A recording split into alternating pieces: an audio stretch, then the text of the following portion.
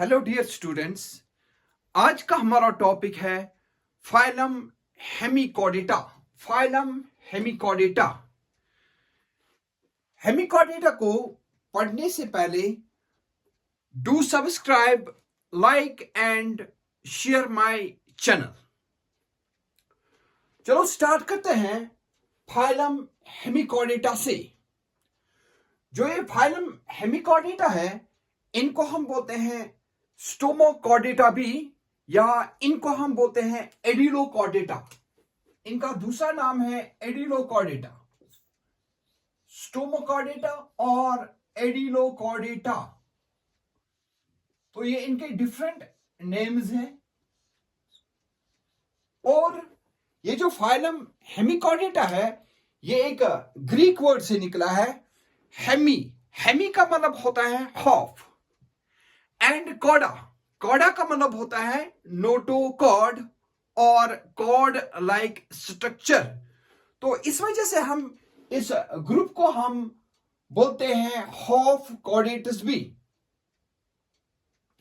तो यहां पे हम जब इन हेमिकॉर्डेटा की बात करते हैं, तो इनको पहले रखा गया था कॉर्डेटस के साथ, लेकिन पास्ट में उसके बाद जब रिसर्च होगी तो इसके बाद ये देखा गया कि जो ये नोटोकॉर्ड, इनमें नोटोकॉर्ड लाइक स्ट्रक्चर जो हेमिकॉर्डेट्स में प्रेजेंट होता है, that is not actually A notochord.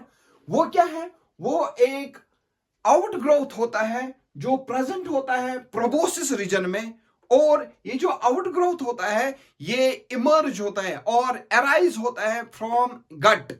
जो इसका डाइजेस्टिव सिस्टम होता है, वहां पे एक आउट ग्रोथ होता है जिसको हम बोलते हैं स्टोमोकॉर्ड, या जिसको हम बोलते हैं बकल वर्टिकुलम भी, बकल डाइवर्टिकुलम भी हम इसको बोलते हैं, या उसको हम बोलते हैं स्टोमोकॉर्ड। तो आपको याद रखना है, जो ये हम लिखते हैं यहाँ पे नोटोकॉर्ड, ये एक ट्रू नोटोकॉर्ड नहीं है, इसको हम बोलते हैं वहां पे स्टोमोकॉर्ड। तो ये स्टोमोकॉर्ड क्या होता है? ये एक आउट ग्रोथ होता है जो प्रेजेंट होता है प्रोबोसिस रीजन में, और वो अराइज होता है फ्रॉम देयर गट।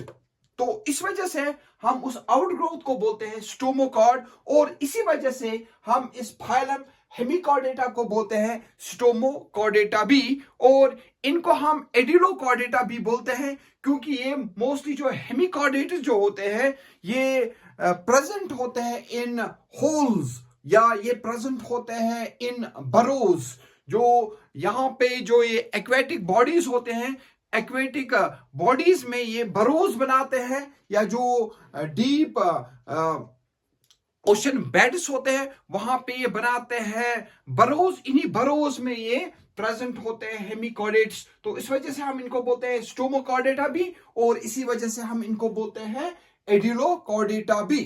तो आपको याद रखना है, अब ये पहले प्रेजेंट थे, हेमिकॉर्डेटा प्रेजेंट थे पहले कॉर्डेट्स के साथ, लेकिन इनको फिर निकाला गया, इनको रिमूव किया गया और इनको रखा गया किनके साथ?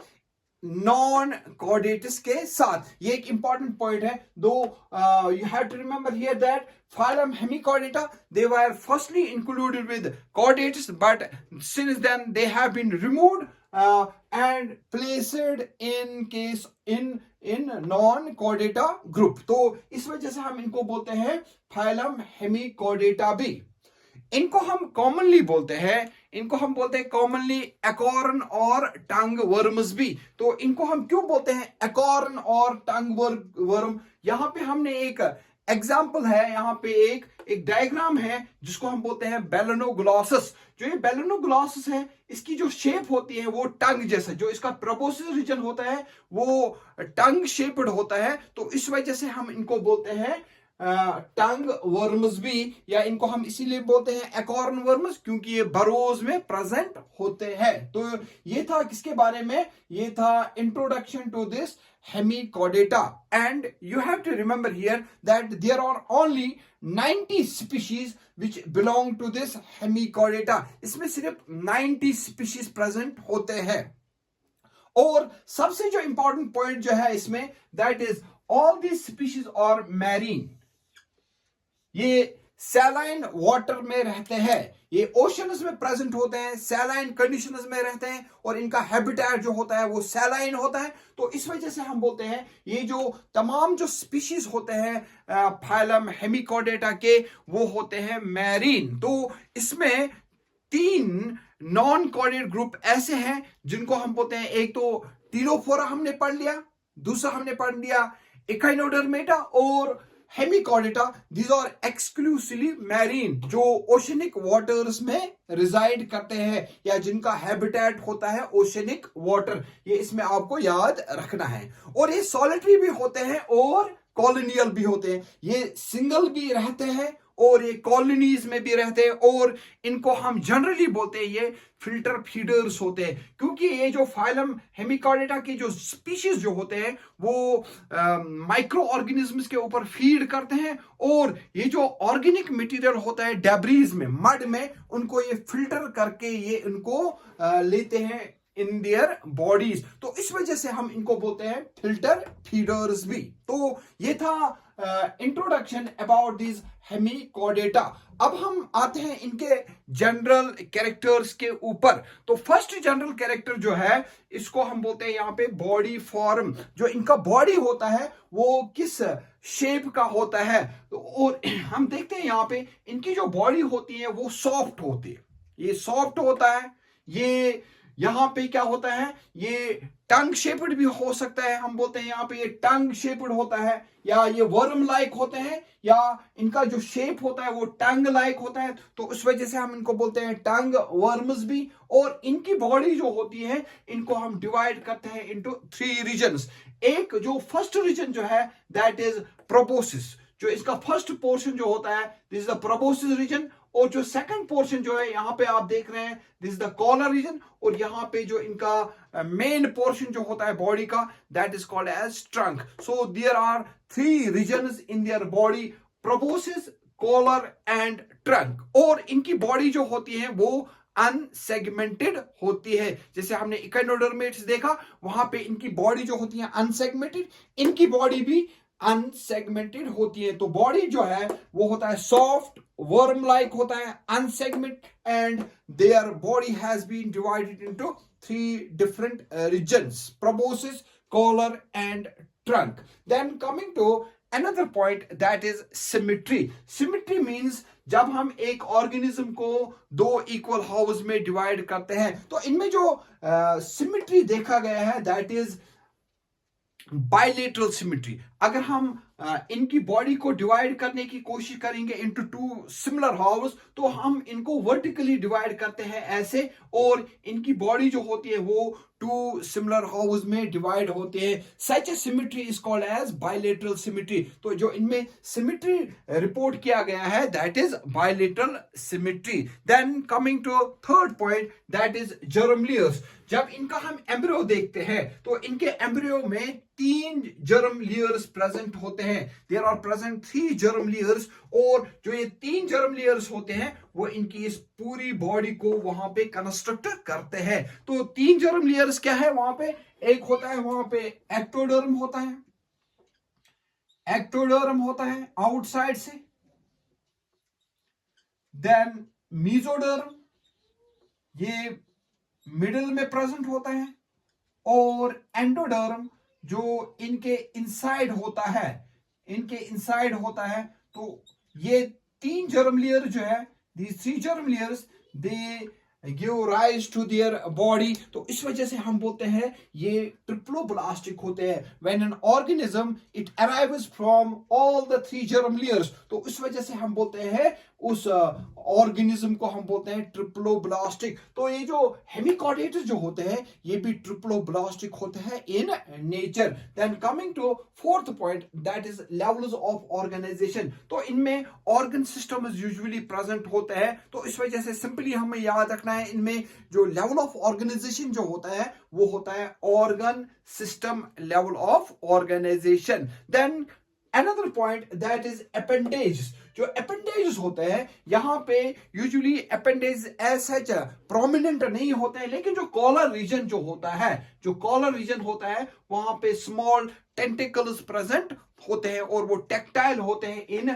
नेचर। तो हम बोलते हैं these small tentacles they are present on this collar region. तो उस वजह से हम बोलते हैं जो अपेंडेजेस इनमें रिपोर्ट किया गया है they are tentacles. Then coming to another point that is body wall. जो बॉडी होता है इनमें, ये जो बॉडी वॉल जो होता है इनमें, इसमें यूजुअली 3 लेयर्स होते हैं। आउटसाइड से प्रेजेंट होता है एक्टोडर्म, आउटसाइड से एक्टोडर्म होता है, और ये जो एक्टोडर्म होता है इनमें प्रेजेंट होते हैं बहुत सारे ग्लैंड्स जिनको हम बोलते हैं म्यूकस ग्लैंड्स, म्यूकस ग्लैंड्स। और ये जो म्यूकस ग्लैंड जो होते हैं ये ग्लैंडुलर होता है इन नेचर, और वो सिक्रीट करता है mucus on the outer side, ये सिक्रीट करता है म्यूकस, और ये लुब्रिकेट करता है इनको आउटसाइड से, और ये प्रोटेक्टिव होता है इन नेचर। तो इस वजह से हम बोलते हैं जो एपिडर्मिस होते हैं उसमें म्यूकस ग्लैंड्स होता है। तो इनसाइड जो सेकंड लेयर होती है वो होता है मस्कुलर लेयर, मस्कुलेचर होता है, और जो ये मस्कुलेचर जो होता है वहां पे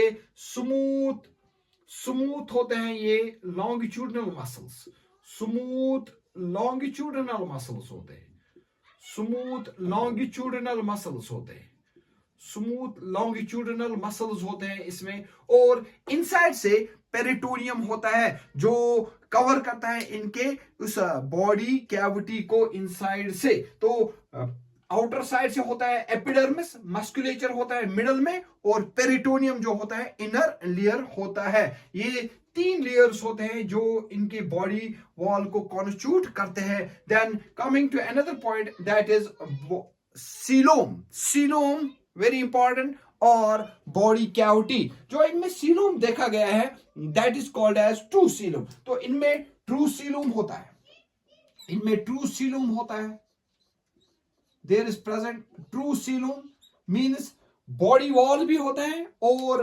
डाइजेस्टिव ट्रैक भी होता है, और इनके बीच में स्पेस होता है जिसको हम बोलते हैं coelom, and that coelom is lined by mesothelium layer. और उस सीलोम को हम क्या बोलते हैं यहाँ पे एंट्रोसीलोम, क्योंकि जो ट्रू सीलोम होता है वो 2 टाइप्स का होता है, शाइजोसीलोम एंड एंट्रोसीलोम। हमने ऑलरेडी पढ़ा है इकाइनोडर्मेट्स में, वहां पे भी एंट्रोसीलोम होता है, और हेमिकॉर्डेट्स और इसके बाद जितने भी ग्रुप्स होते हैं कॉर्डेट्स जो होते हैं उनमें एंट्रोसीलोम प्रेजेंट होता है, जो बनता है during embryonic development from out pocketing of the endoderm. क्योंकि वो हमने ऑलरेडी पढ़ा है सेपरेट लेक्चर में सीलोम, तो वहां पे हमने डिस्कस किया है जो ट्रू सीलोम होता है वो 2 टाइप्स का होता है, एक को हम बोलते हैं दिस शाइजोसीलोम एंड एंट्रोसीलोम। यहाँ पे सिंपली आपको याद रखना है जो हेमिकॉर्डेट्स होते हैं इनमें एंट्रोसीलोम होता है। और ये सीलोम जो होता है, बॉडी कैविटी जो होती है, वो प्रोबोसिस में भी होता है, कॉलर में भी होता है, और ट्रंक में भी होता है।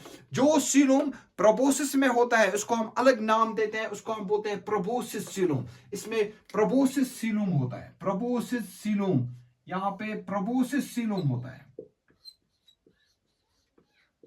जो सीलोम देखा गया कॉलर रीजन में उसको हम बोलते हैं कॉलर सीलोम, इसको हम बोलते हैं कॉलर सीलोम। और जो सीलोम ट्रंक में होता है उसको हम बोलते हैं trunk coelom. So this coelom has been divided into 3 regions according to the different parts of their body. One is called as proboscis coelom, then collar coelom, then this trunk coelom. These were some of the general features which belong to hemichordata. और इसके बाद हमें पढ़ना है physiology of hemichordata, वो हम next video में हम उसको पढ़ेंगे। तो जिसने भी अभी तक मेरी इस चैनल को सब्सक्राइब नहीं किया है वो इस चैनल को सब्सक्राइब करेंगे, ताकि मेरे जो ये वीडियोस हैं वो आपकी नोटिफिकेशन में आएंगे। Thank you and have a nice day.